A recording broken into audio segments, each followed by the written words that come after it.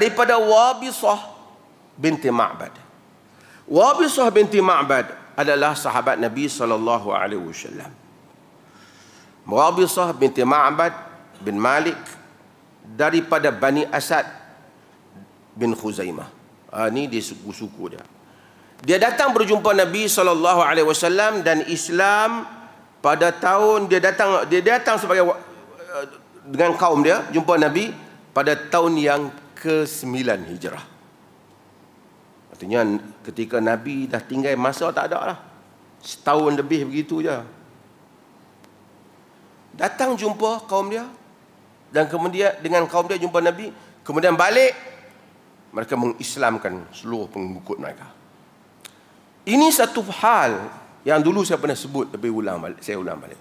Yang ditimbulkan, dulu saya kata, seorang tokoh pendakwah dan ulama yang terkenal, Ali Tantawi. Dia tanya student dia,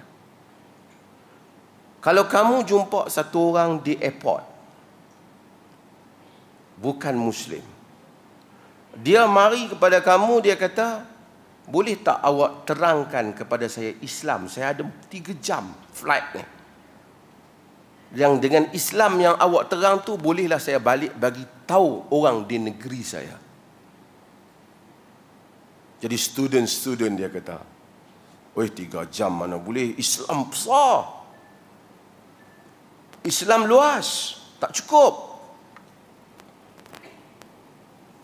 Ali Tantawi kata, riwayat-riwayat dalam hadis banyak menunjukkan mereka datang jumpa Nabi dalam beberapa jam, sehari, separuh hari, mereka pulang dapat mengislamkan seluruh kaum mereka. Apa beza penerangan Nabi tentang Islam dengan penerangan kita tentang Islam? Sama dalam kes Wabisah ini dan banyak kes yang lain. Maksud Islam Nabi sangat clear, sangat jelas. Dia bukan ada lawan tiada, dengar lawan pekak, lihat lawan buta. Dia tak ada macam tu. Konsep la ilaha illallah yang jelas, konsep Muhammad Rasulullah yang jelas, konsep amalan yang jelas.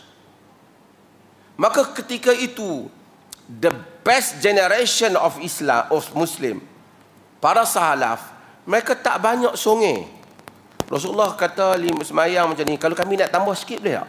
Dia tak ada idea tu. Apa yang Nabi bagi, kita terima.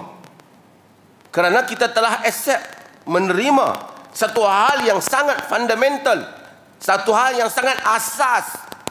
Allah, Tuhan, tiada ilah melainkan Allah, dan Muhammad ini dia punya utusan. Kita bukan. So we follow dia punya utusan. In kuntum tuhibbunallaha fattabi'uni. Jika kamu cinta Allah, ikut aku. Qul, katakanlah, in kuntum tuhibbunallaha fattabi'uni. So Nabi punya message jelas. Semua orang datang pada Nabi, balik kaum dia Islam. Semua datang, balik kaum Islam. Tapi orang kena mari belajar agama 4 tahun, 3 tahun, balik kaum dia tak boleh. Bahkan balik pergi terang, lagi pening. Sebab itu kita berjuang untuk memperkenalkan Islam yang mudah dipahami, Islam yang jelas mesejnya. Saya nak ambil sikit kesempatan ini untuk hal ini. Tak apa, Wabisah ni telah bawa dan balik, dan kemudian dia ni terkenal sebagai Qari'ul Quran, pembaca Quran, sahabat.